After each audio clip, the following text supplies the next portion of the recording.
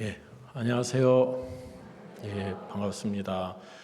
먼저 우리 성경 말씀 보고 같이 이야기하겠습니다. 마태복음 18장입니다.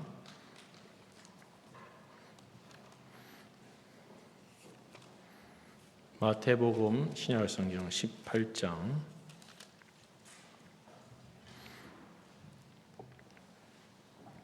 23절부터 같이 읽겠습니다.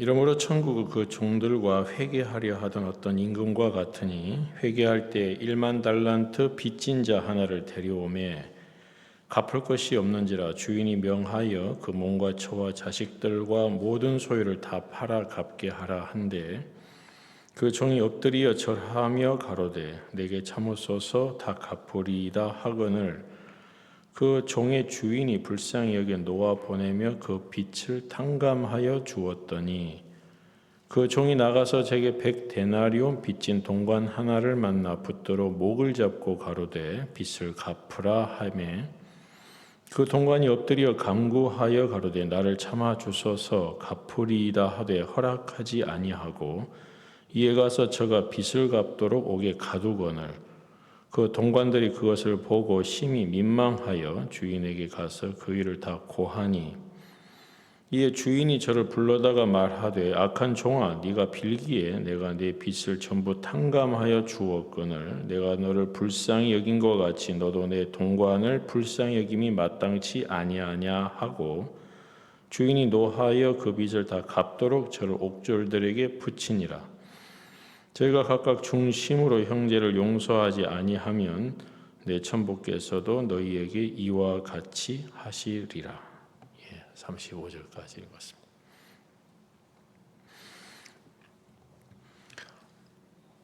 사람들이 이제 오늘 이렇게 집회 오셨잖아요. 그래서 이제 집회 오셔서 말씀을 들으면서 죄에 대하여 사함 받고 천국 가는 부분에 은혜를 입으려고 사람들이 해요. 그러면 이제 죄 사함을 받아야 되는데 사람들에게 이제 여쭤보면 당신 마음에 죄가 있습니까? 하고 이제 이렇게 여쭤보면 다 죄가 있다고 해요. 죄 없는 사람이 어딨냐? 그런데 죄가 있다고는 하는데 그 죄가 자기에게 어떤 영향을 미치는지, 내가 가지고 있는 이 죄가 나한테 어떻게 일을 하는지, 이 결과가 나한테 어떻게 다가오는지 거기까지는 다 몰라요. 그러니까 죄가 있다고 하는데 그 죄를 그냥 가지고 있는 거예요. 해결을 하려고 하지 않는다는 거지요. 그러니까 본인 마음에 죄가 있다고는 이야기하지만 이 죄가 얼마나 심각한지, 이 죄 때문에 내 인생이 어떤 영향을 받는지에 대한 정확한 생각, 개념이 없으니까 그냥 놔두고 사는 거예요. 이제 그 상태에 있는 사람들이 죄사함 받아야 돼요, 천국 가야 돼요 하고 이야기를 하면 천국은 가고 싶으니까 그렇네요, 천국 가야지요 하고 말씀은 그렇게 해요. 누가 지옥 가고 싶겠어요? 그런데 천국은 가야 된다고 말씀들은 하시는데 그 죄의 문제를 해결하려고 마음에 크게 생각하지는 않아요. 그러니까 별로 관심이 없는 거예요. 나하고 상관이 별로 없어요. 이제 그 상태에서 말씀을 들으면 이 말씀이 재미도 없고 내가 저 이야기를 왜 들어야 돼? 이제 이렇게 생각을 할 수밖에 없어요. 저는 오늘 아침에 이제 우리 목사님들하고 우리 창원에 있는 형제님과 같이 축구를 했어요. 왜 축구를 했어요? 제가 좋아하니까. 물어보라만 하지. 제가 축구를 안 좋아하면 그 아침 새벽에 일어나가지고 새벽기도 끝나고 해도 안 떴는데 나가가지고 그 공 차려고 했겠습니까? 안 하죠. 좋아해요. 그리고 왜 좋아합니까? 골을 넣으니까 좋아하지. 골도 못 넣어봐요. 좋아하나? 골을 넣는단 말입니다. 오늘 이제 우리 창원교회 목사님께서 이제 축구하기 전에 딱 선수들 집합해갖고 가운데 딱 라인을 세우시더니 강사 목사님 옆에 1m 옆으로 가지 마라 그러더라고. 혹여나 좀 이렇게 하고 다치고 이렇게 했다가 말씀을 전할 수 없이 못 올라간다 이런 불상사가 생기면 영원히 퇴출이다 하면서 야 그러니까 이제 그렇게 딱 시작을 하고 이제 축구를 하니까 제가 볼을 딱 잡으면 옆에 오질 않아요. 그래서 제가 오늘 골을 여러 골 넣었어요. 몇 골 넣었는지 모르겠지만 제가 잘했죠, 그죠? 예, 제가 여러분 축구를 잘해서 골을 넣어요? 아니죠. 예, 어떻게든 이 집회를 하려고 하니까 강사 마음을 기쁘게 해야 되는 거야. 참 쉽지 않아요, 그것도. 어쨌든 그래서 제가 이제 마지막 결승골을 넣어가지고 기분이 좋아요, 지금. 성공했어요. 오늘 아침에 이제 축구 이제 하는 거, 그죠? 축구 했는데 이제 자기들끼리 골 넣고 저하고 기분 좋으면 뭐예요? 강사가 기분 나쁘면, 그죠? 참 그것도 지혜로워야 되는 거예요. 그래서 제가 축구를 좋아해요. 그런데 저는 이 운동 경기 중에서 재미없고 싫어하는 게 있어요. 그게 뭐냐면 배구예요. 배구는 키가 커야 되는데 배구는 재미가 하나도 없어요. 그래서 배구를 좋아하는 분들을 보면 대부분 키가 다 커요. 키 큰 분들은 배구하자 그래요. 저 속으로 혼자 하세요 그래요. 관심이 없어요. 그러니까 배구하면서 땀을 흘리고 재밌어 하시지만 저는 별로 그 관심 없거든요. 여러분 죄가 있다고 하는데 죄를 해결하지 않고 그냥 놔두고 있어요. 왜요? 모르니까. 죄에 대해서 모르니까 그러는 거예요. 여러분 병원에 가서 정기검사를 받으셨는데 의사 선생님이 검사를 하고 난 다음에 좀 위에 좀 뭐가 있는데 이거 좀 자세하게 검사를 좀 해봐야 되겠어요. 조직 검사를 좀 해봐야 되겠어요. 하는 이야기 딱 듣는 순간 여러분 기분이 어때요? 그래요? 아유 감사하네. 그럽니까? 기분이 그렇죠. 야 내가 뭔 병이 있나? 지난번에까지는 괜찮았는데 내 몸에 뭐가 있는가? 저도 얼마 전에 몇 년 전에 검사를 했는데 위에 뭐가 있다고 하면서 조직 검사를 해야 한다 하더라고. 아유 깜짝 놀랐어요. 그래서 이제 검사했는데 그 별거 아니라고 해가지고 이제 넘어갔는데 여러분 몸에 병이 있는데 그리고 그 병이 암이라든지 중병이라든지 그런 것들이 있다고 여러분이 들으면 그걸 그냥 놔둬요? 해결해요? 해결한다는 거. 왜 해결하려고 하죠? 그 병이 나에게 어떤 영향을 미치는지 여러분이 안다는 거예요. 그렇죠? 그러니까 해결하려고 하죠. 모르면 그런가 봐 하고 그냥 놔두는 거예요. 그렇죠? 예. 그러니까 이제 여러분들께서 이 하나님 말씀을 들으시면서 정확하게 아는 것이 믿음인 거예요. 정확하게 아는 사람은 그걸 그대로 해요. 아니까. 근데 이제 머리로 아는 사람은 그래? 하고 지나가면서 그걸 해결하려고 하지 않는 사람은 모르는 거예요. 우리가 지금은 건강에 대해서 많이 관심도 있고 거기에 대해서 많은 다양한 자료들을 이렇게 보면서 관리도 하시고 치료도 하시고 그렇게 하시잖아요. 예전에는 그런 거 관심도 없었고 알려고도 하지 않았고 그냥 지나갔는데 지금은 예전과 다르지요. 그래서 이제 제가 말씀드리고 싶은 것은 중요한 것은 우리가 여기 와서 말씀을 이렇게 들으면서 여러분의 마음이 그런가 보다 이제 이렇게 마음에 수긍도 하시고 이렇게 듣는 것도 필요하지만 이 말씀이 여러분 마음에 감각이 되어가지고 야, 내가 저걸 해결을 해야 되는 거구나 하고 여러분 마음에 그렇게 와닿으면 그분은 하나님의 은혜를 입어요. 근데 이제 본인의 마음에서 그런 것들이 와닿지 않기 때문에 시큰둥한 거예요. 뭐 꼭 내가 신앙해야 돼? 내가 꼭 죄사함 받아야 돼? 이렇게 말입니다. 이제 이런 마음들이 보통 사람들이 가지고 있는 마음일지라도 사실은 이 마음은 하나님 앞에서 굉장히 잘못된 마음이에요. 그러니까 이제 이 부분에 대해서 우리가 같이 이제 교회에서 이렇게 세미나도 하고 말씀을 나눌 때 들으시면서 마음의 죄를 해결받고 이 죄를 해결받는 것이 나에게 왜 필요한지, 그 다음에 뭐가 있는지 이렇게 관심을 가지시고 들으시면 이 말씀을 그대로 마음에 받아들여지고 또 은혜를 입는 거예요. 오늘은 이제 그 부분에서 이제 계속 지금 이야기하고 있는데 그 부분에 이 말씀을 들으려고 하는 거예요. 자, 이제 그 말씀에 비추어서 오늘 읽었던 이 마태복음 18장에 나온 이 사람에 대한 얘기 잠깐만 먼저 한번 해볼게요. 자, 여기 나오는 주인공은 빚을 졌어요. 그렇죠? 빚을 졌는데 얼마나 빚을 졌냐면 1만 달란트라는 빚을 진 거예요. 그러면 이제 1만 달란트가 얼마나 많은 돈인지를 우리가 모르잖아요. 이제 시대마다 이 화폐의 가치가 달라지는데 달라지지 않는 걸로 이제 여러분에게 따져서 이제 여러분에게 말씀을 드려보면 한 달란트는 6천 드라크마예요. 드라크마는 이제 그 나라 화폐인데 6천 드라크마라고도 하고 데나리온이라고도 해요.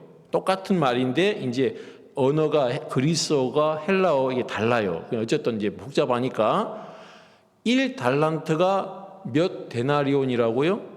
6천 데나리온이에요. 그러면 한 데나리온은 노동자들이 하루에 받는 임금의 품삯이에요. 자, 그러면 6천 데나리온이란 이야기는 6천일 동안 일한 사람의 품값하고 1달란트하고 같다는 얘기죠. 그렇죠? 예. 그러니까 1달란트는 6천 데나리온. 그럼 6천 데나리온이 6천일 동안에 받는 품삯. 그러면 우리나라 걸로 이제 환산을 하면 요즘에 일용직으로 나가면 이제 한 10만 원 받는다고 합시다.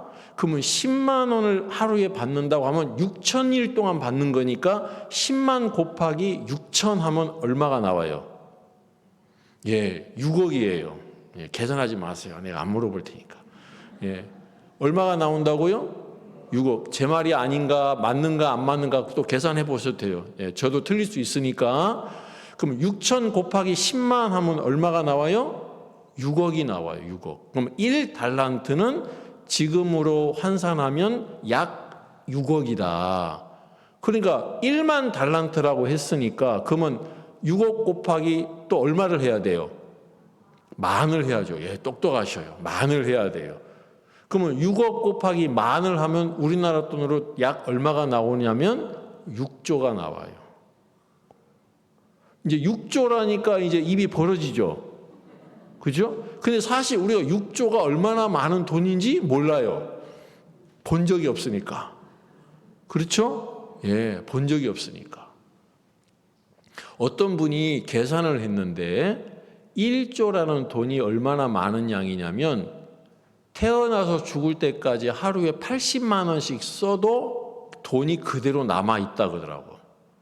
여러분 하루에 80만 원씩 쓰면 부자예요? 부자 아니에요? 그죠? 이렇게 말씀을 드리니까 피부에 와 닿아요? 그렇죠? 1조라는 돈은 하루에 80만 원씩 평생 써도 그 돈이 안 없어지는 돈이라 하더라고. 왜? 이자가 어마어마하니까. 그러니까 6조라는 돈이 얼마나 큰 돈인지 만져보거나 본 적은 없지만 생각을 해보는 거예요. 그죠? 예. 아마 저는 잘 모르겠지만 6조라는 돈을 우리가 보면 10,000원짜리로 여기 예배당 한가득 차지해도 모자랄 거예요. 그죠? 어마어마한 돈이에요. 어떻게 해서 이 사람이 이렇게 많은 돈을 빚을 졌는지는 몰라요. 근데 이 사람이 1만 달란트라는 빚을 졌어요. 근데 빚을 못 갚는 거죠. 그렇죠. 빚을 못 갚으니까 그 빚을 빌려준 분이 빚쟁이한테 불렀어요. 빚쟁이를 불러서 너 왜 돈 안 갚냐? 갚을게요. 어떻게 갚을 거야? 조금만 기다려보세요. 갚을게요.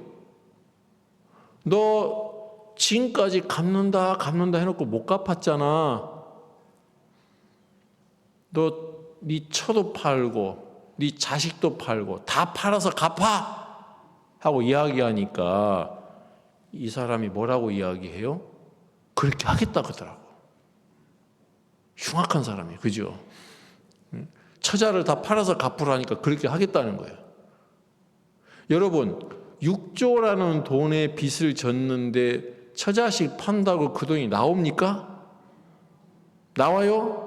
안 나와요. 그 돈은 안 나와요.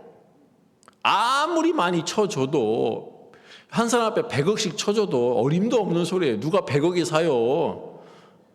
그죠? 여러분 누가 100억에 여러분 삽니까?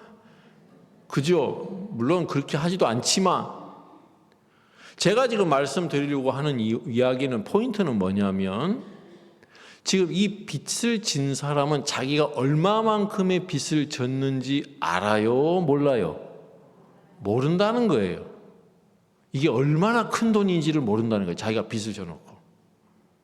그러니까 갚는다는 소리를 하지. 여러분 처자식 팔고 자기 거 다 소유 판다고 해서 그 빚을 어떻게 갚아요? 이자도 못 내요. 그렇죠? 여러분 6조를 연 1%의 이율로 하고 빌린다고 해도 여러분 6조의 1% 이자가 얼마입니까? 10%면 6조니까 6천억이죠. 1%면 얼마예요? 600억이에요. 연 1%로 여러분 대출을 받으면 싸게 받는 거예요? 비싸게 받는 거예요? 싸게 받는 거죠. 1%의 대출 받을 때가 어디 있어요?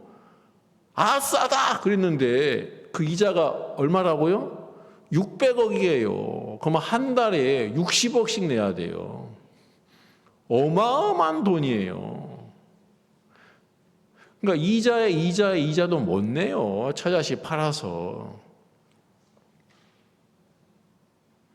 전혀 자기의 위치도 모르고 임금이 나한테 어느 정도의 은혜를 베풀었는지도 모르고 아무 생각 없이 사는 사람이 이 사람. 한심하기가 이루 말할 수가 없어요. 그 남편 믿고 사는 그 부인하고 아이들 얼마나 불쌍해. 그죠? 여러분 성경을 읽으실 때 이 성경에 나와 있는 사람들이 나쁜 인간이라고 좀 그렇지만 나쁜 사람들이 나오잖아요. 한심한 사람. 그런 사람이 나오면 그 사람이 누구예요? 그 사람이 저 사람이에요? 아니에요. 그게 나예요. 나. 누구라고요? 나예요. 근데 여러분 이 성경을 보면서 이렇게 1만 달란트 빚진 사람처럼 내 자신 이렇게 생각도 없고 한심한 인간이라고 생각이 들 때 그 사람은 이 말씀이 여러분에게 다 능력이 돼요. 그 사람은. 근데 내가 뭐 이 사람이야? 나하고 상관없어? 내가 뭐 1만 달란트 빚진 적도 없고 내가 그런 사람도 아니 그럴 리도 없어? 이렇게 나하고 상관이 없이 이 말씀을 듣는 사람은 이 말씀이 여러분에게 아무 상관이 없어요. 아무 상관이 없어요. 그죠? 예. 아까 제가 말씀드린 것처럼 사람들이 죄에 대해서 정확한 개념을 갖고 있지 않기 때문에 죄가 뭔지를 모르니까 죄를 해결하려고 하지를 않아요. 죄를 그냥 가지고 있으면서 인생을 살아도 괜찮을 것처럼 생각을 하니까 아무 생각이 없는 거예요. 이 죄의 문제를 해결하지 아니하면 여러분의 인생은 절대 행복하지 않습니다. 나중에 죽어서 천국에 가냐 지옥에 가냐는 건 두 번째 문제예요. 그거는. 그죠? 천국 가고 지옥 가는 것은 죽은 다음이니까. 그런데 죄 사함을 받지 않으면 지금 내가 사는 삶이 결코 행복할 수 없어요. 그걸 아는 사람은 어떻게든 이 죄의 문제를 해결하려고 하는 거예요. 왜요? 이 죄의 문제를 해결할 수 있는 분은 오직 하나님밖에 없기 때문에. 이제 죄가 얼마나 심각한지를 깨닫고 첫 번째, 그러면 이제 두 번째 이 죄의 문제를 해결하려고 할 거고, 죄의 문제를 해결하려고 마음을 다 들여서 하는 사람은 이 죄가 얼마나 심각한지를 아는 사람이에요. 그런 사람은 이 죄의 문제를 해결을 하려고 노력을 조금 하다가 에이 안 되겠다 하고 멈추는 게 아니고 이 죄 문제를 해결할 때까지 해결하려고 해요. 여러분, 우리 주위에 암에 걸린 분들이 있습니다. 여러분 가족들 중에도 있을 수도 있고 여러분 성도들 가운데도 있을 수도 있고 저희 익산교회도 그런 분이 계시는데, 여러분 암에 걸리면 그 덩어리가 완벽하게 해결이 될 때까지 치료합니까? 놔둡니까? 치료할 때까지 하죠. 그죠? 치료할 때까지 하는 거예요. 그걸 절대 놔두지 않아요. 조금 해결하다가 아 이거 어렵다, 안 되겠다, 힘들다, 못하겠다, 이제 그러면 할 수 없는 거예요. 그러니까 이제 딱 검사를 했을 때, 조직 검사를 했을 때 암이 나왔으면 방사능 치료를 하든 물리 치료를 하든 그저 약물로 치료하든 그 암 기운을, 암 그 세포를 다 없앨 때까지 한다는 거죠. 왜요? 우리는 암이 얼마나 무서운지를 안다는 거예요. 그렇기 때문에 해결하려고 하는 거예요. 암 걸려서 좋아하는 사람 있어요? 아무도 없어요. 암 걸리면 다 침문에 빠지고 슬퍼하고 어려워하고. 왜요? 무서운지를 안다는 거예요. 여러분, 이 죄는 그냥 내 마음에 아 내가 죄 졌네, 내가 누구 미워하네, 뭐 죄 없는 사람이 어디 있어? 다 죄 있지. 이 죄가 얼마나 심각한 건지를 모르기 때문에 그렇게 말씀을 하시는 거예요. 아, 내가 죄 문제 이거 해결하지 않으면 안 된다. 왜 그러냐면 왜 그러냐면요. 죄를 내가 진다는 이야기는 나에게 능력이 없다는 거예요. 여러분이 능력이 있고 힘이 있으면 죄를 안 져요. 죄를 다스리지. 그러면 내가 죄를 진다는 얘기는 이 죄한테 내가 졌다는 이야기예요. 그러면 이 죄에게 내가 끌려다닌다는 이야기예요. 그러면 내가 힘이 없다는 이야기죠. 그러면 내가 힘이 없는데 그러면 다른 모든 문제에 대해서 내가 이길 수 있느냐? 없어요. 없다고요. 제가 어제 제 아들들 이야기했어요. 아침에는 큰아들, 저녁에는 둘째 아들. 그래도 둘째 아들이 그래도 좀 낫다고 누가 얘기하시더라고.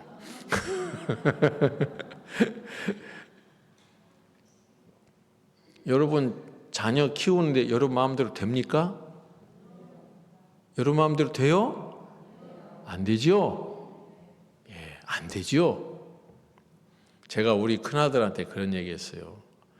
너 앞으로 결혼할 거냐? 그러니까 한대요. 언제 할 거냐? 나중에 한대요. 하긴 하냐? 한대요.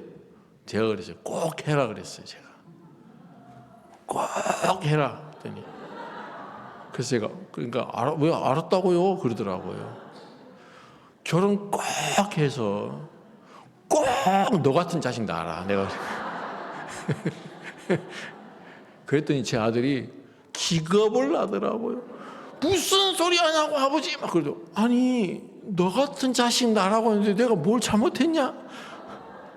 다른 사람 같은 저 사람 같은 자식 낳으라 하면 내가 잘못했지만 너와 똑같은 자식을 낳았는데 내가 뭘 잘못했냐? 내가 그랬더니 그 소리 하면 안 된대. 그 소리 하면 안 돼. 나 같은 자식 낳으면 큰일 난다고 하더라고.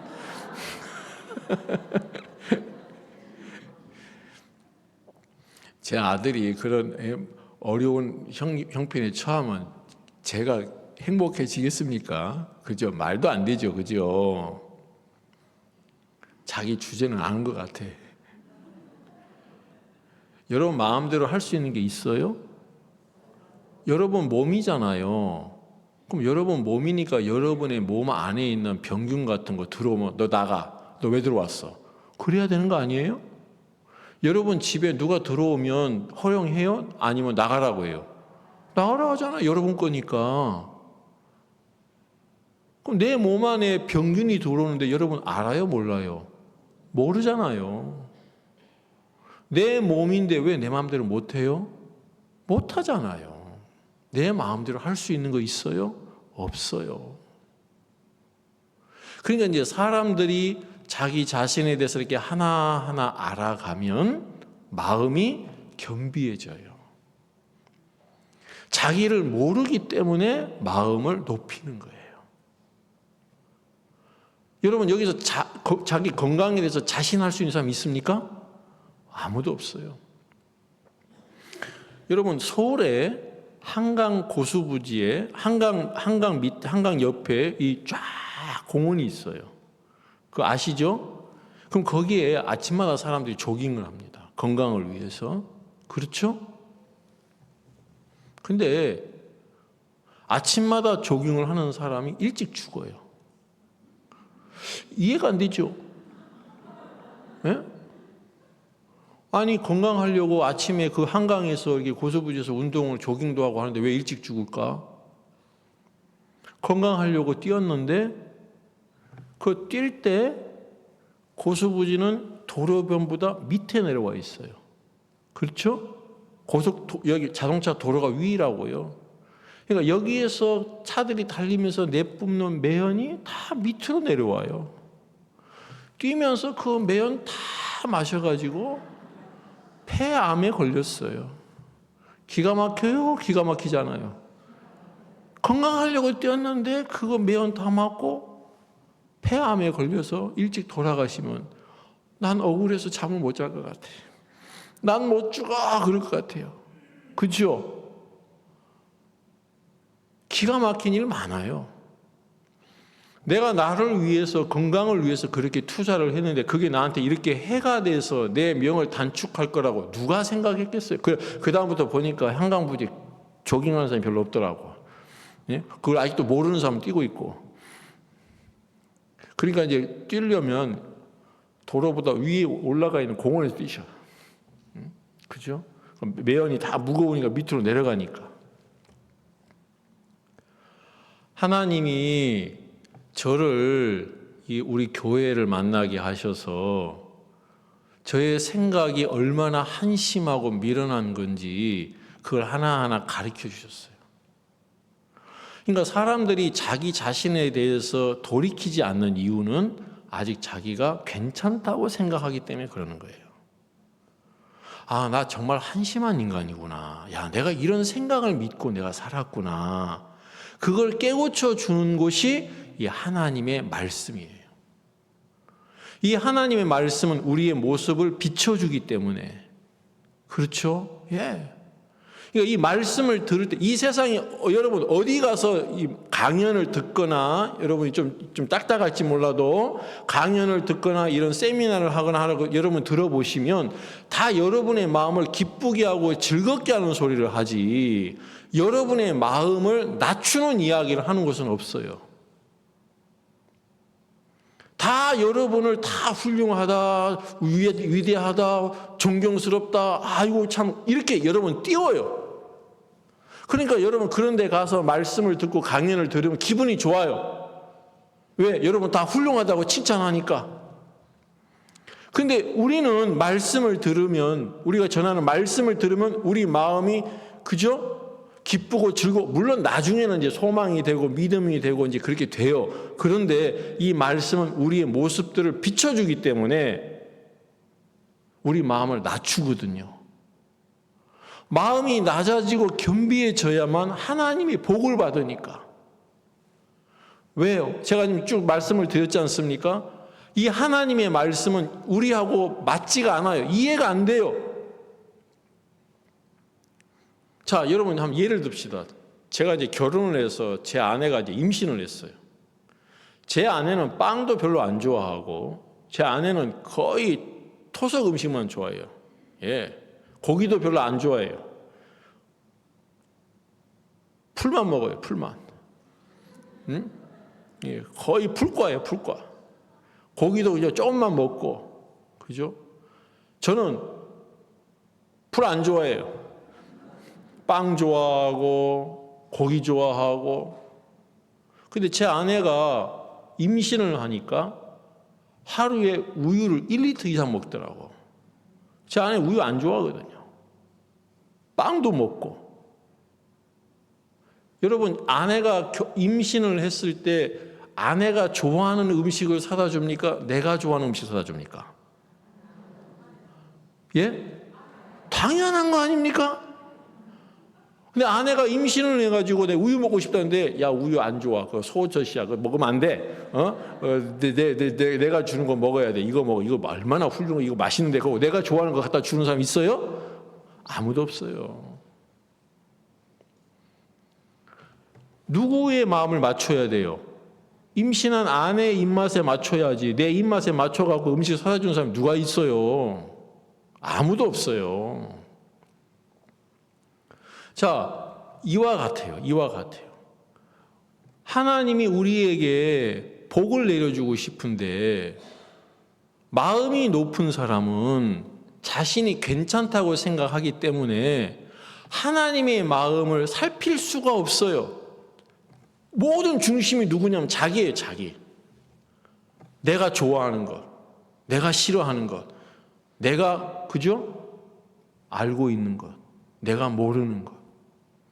모든 중심이 누구라고요? 자기예요. 자기. 그러니까 자기가 중심이 되어 있는 사람은요, 하나님의 말씀이 그 마음에 절대로 들어갈 수가 없어요. 절대 들어갈 수 없어요. 제가 말썽장이처럼 생겼잖아요. 그죠? 예, 얌전하게 생기지 않았잖아요. 어릴 때 자부전에 저희 아버지, 어머니 속을 그렇게 많이 새겼어요. 제가. 그래서 내 아들이 그렇게 태어나는지 모르겠는데 오늘 갑자기 그 생각이 드네요. 또 저는 공부하는 게 너무 싫었어요. 밖으로 돌아다녔어요. 초등학교 1학년, 2학년 때부터 저는 사업에 관심이 많아가지고 공부에 관심이 없었어요. 제가 어렸을 때 제가 초등학교 때 하는 사업이 뭐겠어요? 딱지 치고 구슬 치고. 웃으면 안 돼요. 왜냐하면 이걸로 돈을 벌었다니까요. 저는 그런 걸 해가지고 잡기 해가지고 잃어본 적이 없어요. 다 우리 동네에 있는 구슬, 딱지 이거 다 내 거예요. 그러면 이걸 다 긁어 모으면 이걸 뭘 하냐? 이걸로 이제 파는 거예요. 문방구에 가면 구슬 5개 10원인데 나한테 오면 10개를 줘요. 누구한테 가요? 나한테 와서 사요. 그 구슬 뭐 약간 기스난다고 해도 뭐라고 안 하거든요. 우리 그죠? 예. 나한테 와서 딱 사요. 그럼 내가 10원 주고 팔고 10원 주고 팔고 그래갖고 다시 내가 다 따요. 또 팔고 또 따고. 저는 그 사업이 너무 번창해가지고 공부에 관심을 가질 수가 없었어요. 학교 갔다 오면 어떻게 하면 사업을 할까? 그것만 머리에 써가지고 내가 학교 갔다 오면 가방 딱 내려놓고 그죠? 사업하느라고 바쁜데. 그래서 사업이 너무 열중하다 보니까 집에 너무 늦게 들어가서요. 항상. 제 집에는 항상 이제 구슬하고 딱지하고 한참 쌓여 있었거든. 어느 날 집에 늦게 들어갔는데 저희 아버지가 기다리고 계시더라고. 너 어디 갔다 왔냐 하면서. 그날 많이 맞았어요. 저희 집이 필동이라고 여러분 혹시 아시는지 모르겠지만 남산 바로 밑에 있어요. 퇴계로 충무로 명동 그쪽이거든요. 제 고향이. 그래 회초리로 많이 맞았는데 왜 맞았는지도 모르고 맞았어요. 근데 나중에 알고 보니까 아버지가 종로에서 장사를 하셨는데 그 앞에서 아버지 장사하시는 그 앞에서 시내버스에 제 나이 또래 있는 애가 치여서 죽은 장면을 보신 거예요. 너무 놀라셨어요. 아버지가. 그 얘기 나중에 하시더라고. 그래서 전화를 했는데 얘가 전화를 안 받는 거지. 마음이 타고 하는데, 그래갖고 저희 아버지가 보통 가게를 다니시면 자전거로 왔다 갔다 하셨어요. 그때 종로에서 이제 제 집에까지 가까우니까. 근데 급해서 그때 택시 타고 오셨다 하더라고. 얘가 어디 가는지를 모르고 학교 갔다 와 집에 있어서 공부를 해야 되는데, 아니 난 사업하느라고 지금 열심히 하고 있는데 그거 내가 어떻게 알겠어. 그날 들어와서 난 영문도 모르고 말았어요. 너 집에 일찍 들어와. 왜 늦게 들어와? 이제 아버지는 이제 걱정이 됐죠, 그지요? 근데 어떻게 해요? 저는 계속 부르는데, 예? 돈이 부르고 딱지가 부르고 막 부르는데 안 돼요. 저도 왜 그런지 모르겠어요. 정신이 학교 가 이제 아버지한테 이렇게 많이 이렇게 그죠, 야단도 맞고 매도 맞고 그러면 정신을 차려야 될 거 아닙니까? 근데 학교 갔다 오면서 내가 오늘 공부해야지 하는데 가방을 딱 놓는 순간 모든 생각이 사라져요. 바깥으로 가는 거예요. 그래갖고 그냥 하고 가는 것처럼 이게 가서 또 하루 종일 또 사업하고 또 이제 수금하고 또 맛있는 거 사 먹고 룰루랄라 하고 집에 오면 또 아버지한테 맞고 또 그 다음날 또 그죠? 나 참 그때 인생 참 괴로웠어요.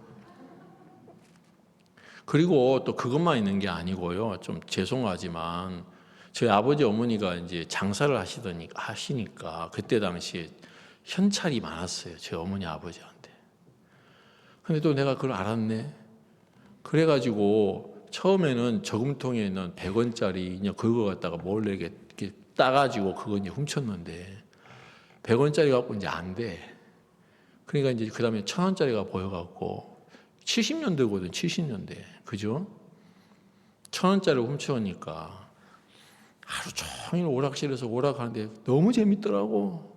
맛있는 그때 사 먹고 싶었던 초코파이도 사 먹고 누가바도 사 먹고 막 그래 하는데 돈이 남아. 그래도 뭐 어떻게 그때 왜 그런 생각인지 모르겠지만 그 돈 다 써야 된다는 생각을 했어요, 내가. 그래서 그 돈을 어떻게든 다 쓰니까 너무 늦게 들어간 거지, 집에. 또 그 좀 쓰고 좀 참 그때 그 정도의 머리는 안 들어간 거 같아, 내가. 그죠? 초등학교 때라. 그래가지고 또 이제 또 집에 늦게 돌아오면 또 돈 훔쳤다고 또 늦게 들어왔다고 또 맞고 또 맞고. 그때 참 많이 맞은 것 같아요. 그러다가 76년도인가 그때 이제 그때 10,000원을 훔쳤어요. 그때 돈 1,000원짜리 훔치고 있다가 이제 76년도에 10,000원이면 큰 돈이에요, 그죠? 예, 엄청 큰 돈이에요. 그때 택시 기본 요금이 제가 120원으로 기억하는데, 왜냐하면 돈을 써야 되기 때문에 택시를 탔거든. 아저씨 저쪽 북쪽으로 가주세요. 그래갖고 또 그쪽 갔다가 또 저쪽 가주세요. 돈을 그 돈을 다 써야 된다는 생각 때문에 그래갖고 그날 하루 종일 돈을 썼는데 5,000원도 못 썼어요. 그 돈 큰 돈이죠. 간땡이가 부었어요, 저도. 그때 이제 로버트 태권부인 영화도 나와갖고 그 극장에서 한 번 보고 또 나갔다 또 표 사갖고 또 보고 막 이제 그날 저녁에 거의 죽는 정도로 맞았어요. 그날 저녁은 보통 아버지만 때리시고 어머니를 말려주셨는데 그날 저녁은 어머니하고 아버지가 같이 때리더라고요. 같이 때리더라고요. 아이고 하고 근데 좀 그때 어머니한테 좀 배신감을 좀 느꼈지. 어머니가 좀 막아줘야 되는데 10,000원이 큰 돈이잖아요 그때. 그러다가 이제 제가 이제 어느 날 이제 뭐 중간 이야기는 생략하고 내가 어느 날 초등학교 4학년 때인가 내가 이렇게 살다가 4명이 못 살겠다는 마음이 들어서 집을 나가야 되겠다 생각을 했어요. 그래가지고 내가 그날도 이렇게 놀다가 보니까 또 해가 졌더라고요. 늦었어. 나도 모르겠어. 왜 정신이 그렇게 됐는지. 집에 오늘 들어가 봐. 또 혼나고 또 맞을 것 같아. 그러느니 그냥 이 길로 그냥 나가자. 그래서 이제 집을 보고 이제 하직 인사하고 이제 집을 나갔죠. 집을 나갔는데 이제 어디를 갈지 모르는 거예요. 한 번도 안 나가봐가지고. 그래서 이제 남산 밑에서 남산을 올라갔어요. 그때 처음으로 남산 올라가 봤어요. 그 남산 팔각정까지 올라가 봤어요. 그때 어린 나이에. 내가 올라갈 때 다 내려오더라고 사람들이. 그때 올라가는 사람 저밖에 없었어요. 근데 사람들이 너 어디 가냐 그렇게 물어본 사람 한 사람도 없더라고. 그때 통행금지가 있었는데 그것도 좀 신기해. 그래갖고 이제 팔각정에 올라갔더니 아무도 없어가지고 이제 내려왔죠. 혼자 내려왔는데 집에서 이제 난리가 났어요. 저 찾느라고. 그때 이제 제 아버지 집에서 같이 일하시는 삼촌들이 저 찾느라고 막 돌아다니다가 저를 발견했어요. 저 그 삼촌한테 잡히면 죽는 줄 알고 도망갔는데 그 삼촌이 저를 딱 잡았어요. 어린 나니까 이제 못 도망가겠더라고. 이거 놓으세요. 네 아버지가 너 얼마나 찾는 줄 알아? 내가 그래 속으로 그랬죠. 그러겠죠. 뒤지게 때리려고 찾겠죠. 나 오늘 아버지한테 가면 죽는 날이에요. 오늘 이거 놓으세요. 근데 뭐 힘을 이길 수가 없어가지고 끌려갔어요. 이제 오늘 나 제삿 날이라고 생각하고 이제 딱 아버지 앞에 섰는데, 야, 저희 아버지가 막 우시더니 저를 끌어안더라고. 어디 갔었냐? 막 울더라고. 저는 그날 안 맞은 게 참 감사한 거지. 아버지가 왜 그렇게 하시는지 모르죠. 저도 이제 나중에 이제 결혼을 해서 자식을 이렇게 낳아 보니까 아버지의 마음을 좀 알겠더라고요. 자식이 말썽을 피워도 아버지는 자식을 향해서 마음을 닫을 수가 없어요. 미운 마음이 들긴 해도. 그죠? 특히 이제 어머니들이 더 그러시죠.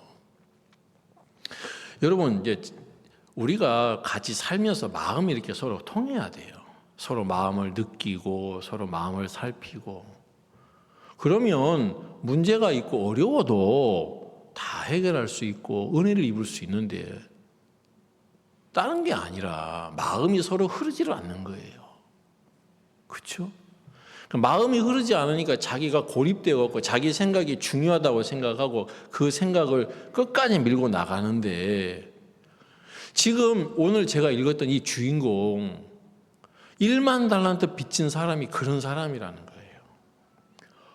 정말 아나무인이고, 그죠? 자기밖에 모르고 아내나 자식이나 어떤 어려움을 처해 전혀 관심도 없어요. 뭐 한다고 이렇게 빚을 졌는지 모르겠지만 이 빚이 가져다 주는 엄청난 그 후폭풍에 대해서 이 사람은 생각이 없더라고요. 내가 이 빚을 졌을 때 이 빚 때문에 내가 갚지 못하면 내 아내는 어떻게 될까? 내 자식은 어떻게 될까? 이런 생각 안 해요. 전혀 안 하죠. 제가 그랬어요. 저도 저밖에 몰라요. 예? 저만 편안하면 되는 줄 알았어요. 근데 자식에게 문제가 생기니까 나하고 뭔 상관이야? 이게 안 되더라는 거죠. 자식이 어려우니까 아버지도 어려워지더라고요. 내 중심적으로 살던 내 마음이 교회 안에서 하나님 나에게 하나하나 가르쳐 주시면서 은혜를 입어야 되는 사람인 것을 가르쳐 주시더라고요. 여러분, 은혜를 입으려면 옆에 있는 사람의 마음이 느껴져야 돼요. 그렇죠? 아무 상관이 없는 마음을 가진 사람, 고립된 마음을 가진 사람, 이 사람 은혜하고 아무 상관이 없어요. 여러분, 아까 죄에 대해서 이야기했는데 죄는 누구한테 지는 겁니까? 예? 여러분, 부부가 싸움을 하잖아요. 보통 남편하고 아내하고 싸움을 할 때 저 같은 경우는 그래요. 내가 잘못을 했어요. 그럼 잘못을 했을 때 아내가 당신 말이야 이거 잘못했고 저거 잘못했고 이렇게 했잖아 저렇게 했잖아 하고 이야기를 하면 내가 잘못한 건 맞아. 그래서 어떻게 이야기해요? 잘못했다고 얘기해요. 알았어, 내가 잘못했어. 그러면 아내가 그래요 여보 이제 앞으로 그러지 마 하고 뭐 이렇게 얘기한다든지, 아니면 이제 뭐 이게 화해 제스처를 쳐야 되는데 내가 잘못했다고 했는데 또 이야기하는 거예요. 말이야 이렇게 잘못하고 또 잘못하고 또 이야기를 해요. 그러면 내가 이제 뭐라고 얘기하면, 제가 뭐라고 얘기해요? 잘못했다고 했잖아. 내가 잘했다고 했냐? 잘못했다고 했잖아. 근데 왜 또 이야기해? 그게 잘못한 사람의 태도야? 잘못한 사람의 태도거나 말거나 내가 잘못했다고 인정했잖아. 그러면 이제 그만 얘기해야지. 왜 또 이야기해? 또 이야기해요. 그러면 제가 뭐라고 얘기해요? 잘못했다고 했는데 왜 또 얘기하냐고 저는 그렇게 이야기하는 거죠. 여러분, 이 사람이 잘못한 사람입니까? 잘못한 사람이에요? 아니죠. 아니죠. 여러분, 내가 누구한테 지금 잘못을 했어요? 못 알아들으셨어요? 제가 지금 제 아내하고 이야기를 했잖아요. 그죠? 그러면 내가 누구한테 잘못을 한 거예요? 그렇지, 아내한테. 그러면 내가 누구의 마음을, 그죠? 누구의 마음을 사야 됩니까? 아내, 그렇죠. 대상이 있잖아요, 대상이. 내가 아내한테 잘못을 했으면 아내와 화목을 해야 되는 거죠? 나 혼자 화목하면 돼요? 저는 내가 잘못을 내 아내한테 해놓고 알았어, 잘못했어 하고 나 혼자 해결한 거예요. 아내는 네가 나한테 잘못을 했으면 내 마음을 사고 내 마음을 이렇게 풀어줘야지 되는데 내 마음은 풀어주지도 않고 네 혼자 풀고 그게 뭐냐 하고 제 아내 편에서는 저한테 이야기할 거 아닙니까? 그런 식이라는 거죠. 그러니까 옆에 마음을 살피거나 느끼지 못하는 사람은 자기 중심이기 때문에 이렇게 사는 거예요. 죄를 누구한테 졌냐? 내가 누구한테 잘못했냐? 그러면 잘못한 그 상대방하고 내가 화해를 하고 마음을 풀어야 되고 해야지 그게 해결이 되는 거지. 죄를 내가 진 그 상대방은 전혀 풀어지지도 않고 전혀 그 마음을 갖고 있는 나 혼자 난 해결됐네, 난 해방됐네. 그러면 그건 아니라는 거죠. 그건 진짜 자기가 잘못한 거를 모르는 사람이에요. 말로만 잘못했다는 거예요. 진짜 잘못한 것을 마음에서 느끼고 그걸 잘못을 시인하면 잘못했다고 얘기하죠. 그죠? 예. 제가 이제 이것 때문에 제 아내하고 옛날에 많이 싸웠어요. 옛날 얘기 또 끄집어내서 얘기하더라고. 이번 얘기만 해. 왜 딴 얘기, 옛날 얘기 또 끄집어내서 또 소환시켜갖고 이야기해. 똑같으니까 그렇지. 아니, 똑같기나 말기나 이것만 이야기하라고. 제가 그랬거든요. 잘못을 인정하는 사람이 아니에요. 그렇죠? 자, 지금 제가 무슨 얘기를 드리려고 하냐면 우리가 죄를 짓는 대상이 누구냐? 하나님이라는 거예요. 그렇죠? 그럼 누구의 마음을 사야 되고 누구의 마음을 풀어줘야 됩니까? 하나님이에요, 하나님. 근데 사람들은 죄를 지어놓고 죄를 지은 대상자이신 그 하나님의 마음을 풀려고 하지를 않고 자기 마음만 풀려고 해. 주야, 잘못했습니다. 용서해 주시옵소서. 주야, 주여. 시원하다. 그리고 끝나. 예? 하나님은 쟤 뭐 하는 건데? 하고 그럴 거 아닙니까? 그죠? 쟤 뭐 하냐? 제가 그런 일 많이 했다는 거예요. 주야! 그렇게 기도하고 나면 시원하거든. 산에 저 어린 나이에 산기도 많이 갔다 왔어요. 금식도 하고 철야 기도도 많이 하고. 제가 이래봬도 보통 사람이 아니에요. 그럼 산에 가서 기도하면 목이 다 쉬어요. 제가 말씀드렸지만 그러면 시원해요. 그럼 나 혼자 시원하다고 나오는 거예요. 하나님은 그렇죠, 그죠? 나 혼자 잘못했다니까, 잘못했다고 했잖아. 제 아내는 쟤 뭐 하냐? 지금 그럴 거 아니에요. 죄는 여러분 편에서만 해결을 해야 되는 게 아니란 말이에요. 그렇죠? 하나님하고 해결해야 되는 거예요. 하나님하고. 그래서 하나님이 내가 지은 이 죄를 어떻게 해결을 해야만 받으실까? 죄가 다 해결됐다고 인정을 해 주실까? 그 생각을 해야 된다는 거예요. 그렇게 생각이 돌아가시는 분은 하나님의 마음을 살피니까 하나님의 마음을 자세하게 기록한 이 말씀을 보는 거예요. 왜? 이 말씀에 하나님이 내 죄를 어떻게 해결해 주시기를 원하는지가 나오니까. 그래서 성경 말씀 우리가 이야기하는 거예요. 근데 이 성경에 나와 있는 하나님의 마음을 듣지는 않고 나 혼자서 잘못했다고 하면 안 된단 말이에요. 하나님 아무 상관도 없어요. 진짜 내가 잘못을 했으면 인정이 되면 내가 잘못을 한 상대방한테 가서 사과해야죠. 내가 잘못했습니다. 그래서 상대방이 내 사과를 받아주고 그래 다음부터 그러지 맙시다. 아, 예, 내가 정말 잘못했습니다. 그렇게 해야 그 잘못한 것이 끝나는 거지요. 그죠? 내가 잘못한 상대방은 전혀 마음 풀 생각도 안 하고 있는데 나 혼자서만 그 되게 뭐라 하네 혼자 그렇게 화내고 신경질 내고 웃기는 거예요. 여러분 우리나라하고 일본하고 사이가 안 좋아요. 일본은 뭐라고 해요?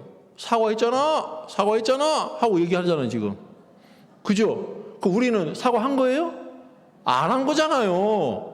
진짜 자기가 잘못한 것을 인정하면 우리가 원하는 것을 들어주고 다 들어주지 못해도 들어주려고 마음을 쓰는 그런 표정이라도 짓거나 뭐 제스처라도 해야 되는데 전혀 안 하면서 사과했는데 그러니까 우리는 너는 사과한 게 아니야. 똑같은 거예요. 하나님 편에서 여러분이 지은 죄가 해결이 돼야 되는 거예요. 그래야 그 죄의 문제가 여러분의 마음에서 깨끗하게 해결이 되는 거지.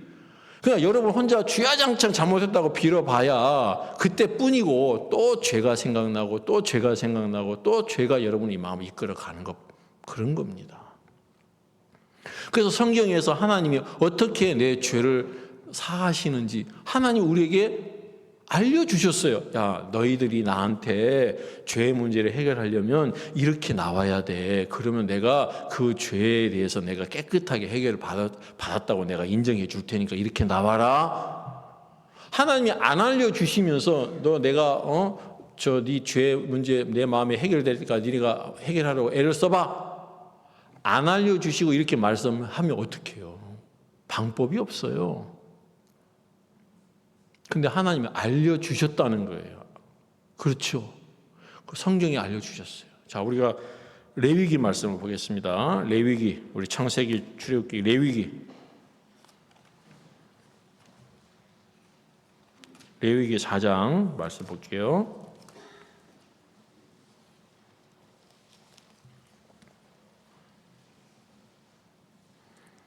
자, 레위기 4장 27절입니다.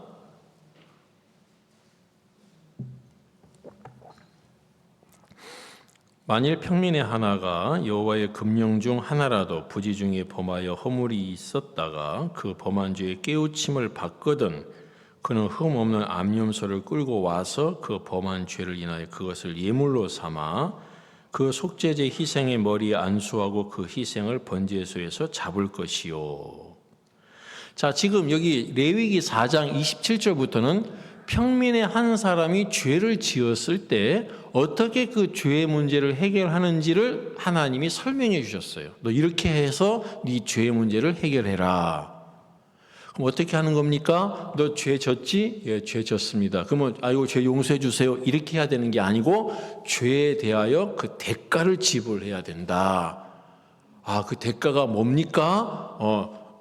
죄를 하나 지으면 생명으로 그 죄의 값을 대속을 해야 돼. 근데 네가 죄를 졌으니까 네 목숨을 드려야 되는데 그렇게 할 수 없으니까 너 대신 대속물을 나한테 끌고 와.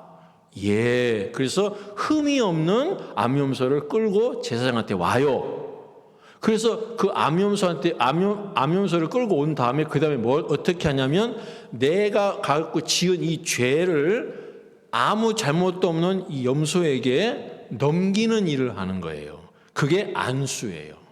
그래서 암염소의 머리에다가 이렇게 죄를 지은 사람이 이렇게 머리에다 이렇게 안수를 하면 눈에 보이지는 않지만 내가 지은 이 죄가 이 암염소에게 넘어가는 거예요. 그래서 그러면 이 암염소가 내 죄를 넘겨받은 이유가 뭡니까? 죽기 위해서 넘겨받은 거예요. 원래는 내가 죽어야 되는데 그래서 내 죄를 대속해 주려고 흠이 없는 암염소를 제사장한테 끌고 가서 안수를 하고 내 죄를 암염소에게 넘긴 다음에 죽여요. 피를 다 흘려서 죽여요.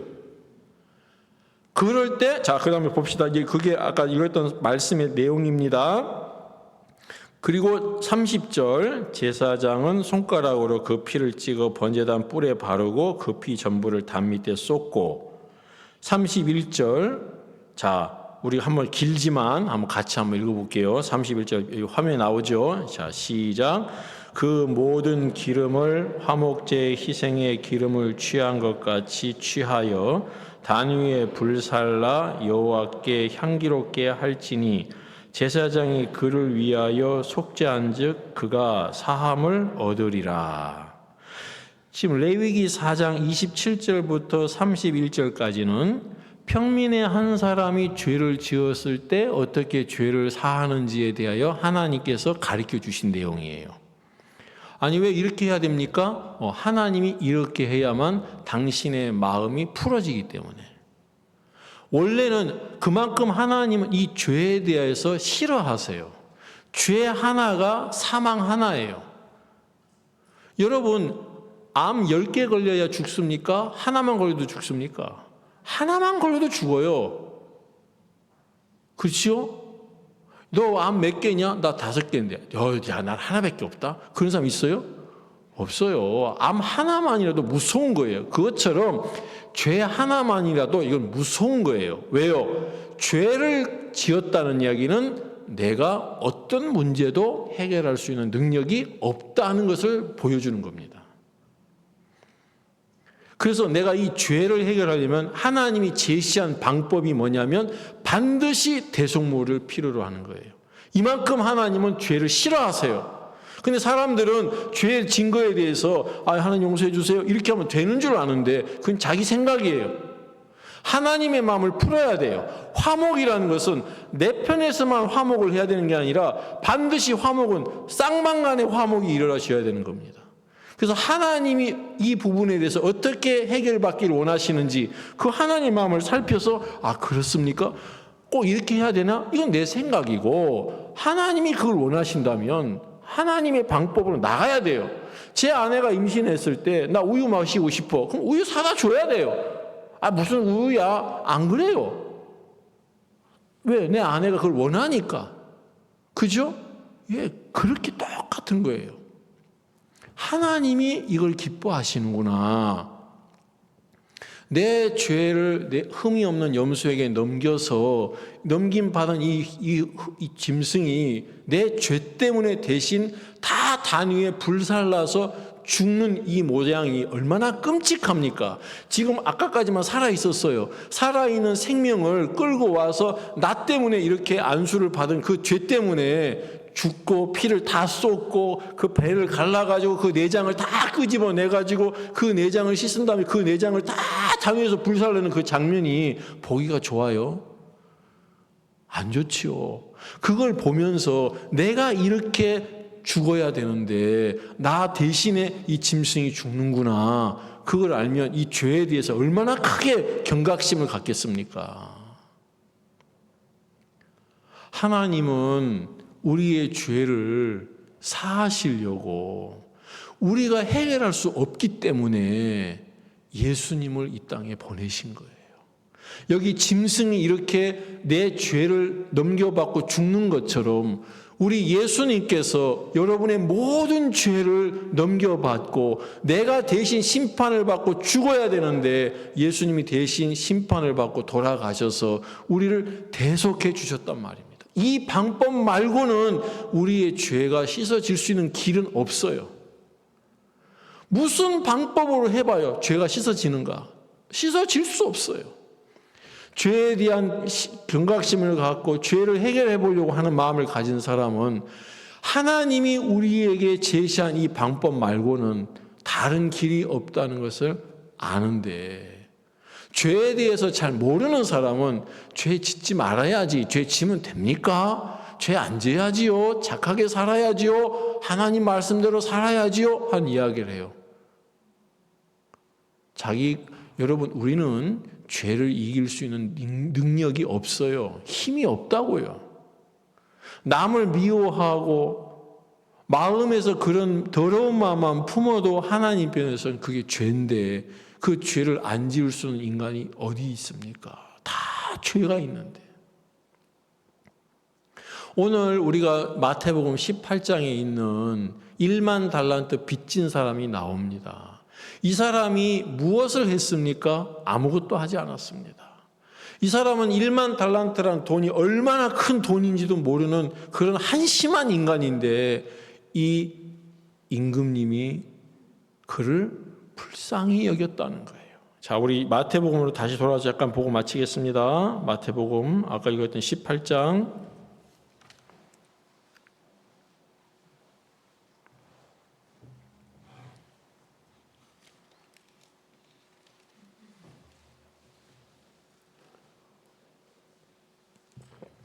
마태복음 18장 26절 그 종이 엎드려 절하며 가로되 내게 참으소서 다 갚으리이다 하거늘 27절 그 종의 주인이 불쌍히 여겨 놓아 보내며 그 빚을 탕감하여 주었더니 지금 이 사람은 자기가 갚을 수 없는 능력이 있는데 갚을 수 없어요. 그런 능력이 없는데도 갚겠다고 했는데 그를 이 주인은 불쌍히 여기시더라고. 여러분 우리 어르신들, 여러분이 이렇게 자녀를 낳고 키우셨는데 여러분 자녀들이 여러분 키울 때 밥 한 끼 얼마씩 돈 주고 여러분 돈 받아가면서 키우셨어요? 그렇게 키운 분 계셔요? 없지요? 어머니가 자식을 키울 때 뭘로 키우는 거예요? 사랑이죠. 사랑이에요. 사랑하니까. 그렇죠? 예. 남들은 손가락질하고 남들은 뭐라고 할지라도 내 새끼는 내가 사랑하는 거예요. 그렇죠? 예. 제 아들이 태어나서 얼마 안 지났는데 누가 와서 옆에서 우리 아들을 보고 제 아들의 이름을 부르면서 좀 애가 좀 잘 생겨가네 뭐 이런 식으로 얘기했어요. 사람답게 생겨가네라고 얘기했는지. 그랬더니 그 옆에 그 얘기를 듣던 저희 할머니가 그때 돌아가시지 않았는데 이제 살아 계셨을 때 저 할머니가 그 소리를 듣고 막 그 얘기한 사람 뭐라 하더라고. 이렇게 잘생긴 애 보고 뭐지라고 하면서. 응? 그래서 그 말 잘못했다가 그 자매님은 되게 혼났어요. 제 할머니한테. 여러분 자녀들 이뻐요 안 이뻐요? 예. 여러분 손자들 손녀들 이뻐요 안 이뻐요? 이뻐요. 사랑하지요. 그죠? 예. 그 사랑이 모든 허물을 다 덮잖아요. 그 사랑이. 제가 어렸을 때 죽을 뻔했다 하더라고요. 그래서 저를 살리기 위해서 저희 아버지하고 어머니가 재산을 많이 허비하셨다 하더라고요. 살리려고. 제가 총각 때 그 얘기 들으니까 이해가 안 되더라고요. 그 돈 왜 허비하지? 근데 제가 자식을 낳아 보니까 이해가 되더라고요. 하나님은 우리를 사랑하세요. 그게 하나님이 우리의 죄를 사하시는 조건이에요. 우리는 이해가 안 되죠. 우리는 사람들을 보면서 판단하고 멸시하고 조롱하고 그럴 수 있지만 우리 하나님은 여러분들을 사랑하세요. 그래서 하나님은 여러분의 허물을 보지 않으세요. 1만 달란트 빚진 사람을 보지 않고 탕감해 주는 것처럼 하나님은 우리를 이렇게 사랑하세요. 이 사랑을 받아주기만 하면 되는 거예요. 그게 하나님의 뜻이에요. 근데 이 하나님이 나에게 이렇게 조건 없이 사랑을 베푸시는데 이 사랑을 안 받고 거부하면 이제 그 책임은 여러분이 져야 되는 거예요. 저는 어릴 때 아버지가 저를 왜 때리는지도 모르고 맞고 내 이렇게 맞다가 죽겠구나 하고 생각하고 도망가려고 했었는데 제가 나이가 먹고 자식을 키우고 이렇게 살아보니까 부모의 마음들을 하나하나 알겠더라고요. 여러분, 부모님이 자식을 사랑하는 것보다 더 우리 하나님은 여러분을 사랑하세요. 당신의 아들을 이 땅에 보내셔서 짐승처럼 그렇게 죽임을 당하는 그 희생을 치르면서까지 우리를 구원하시려는 것이 하나님의 사랑이에요. 근데 이 사랑을 여러분이 저버리면 그 사람은 심판을 받아야 돼요. 왜요? 이 방법이 아니고선 우리의 죄를 사할 수 있는 길이 없기 때문에 하나님이 그렇게 하셨는데, 이게 나하고 뭔 상관이야? 그런 사람은 하나님의 심판을 받을 수밖에 없는 거예요. 여러분이 이렇게 하나님의 마음을 여러분이 받아주고 옆에 있는 사람의 마음이 같이 흐르고 하나님 마음이 흐르면 여러분 마음이 겸비해지고 따뜻해져요. 저는 저 하나만 아는 사람이었어요. 뭐 지금도 마찬가지예요. 그런데 이런 저에게 하나님의 마음을 교회가 흘려주시고 또 종이 흘려주셔서 나 같은 사람에게 이렇게 큰 은혜를 베푸시고 복음을 전할 수 있도록 하나님께서 이렇게 하시는 거예요. 제가 구원을 받았을 때 우리 서울제일교회에 계셨던 분들이 지금 제가 이렇게 복음을 전할 목회자가 될 거라고 한 명도 생각한 사람이 없어요.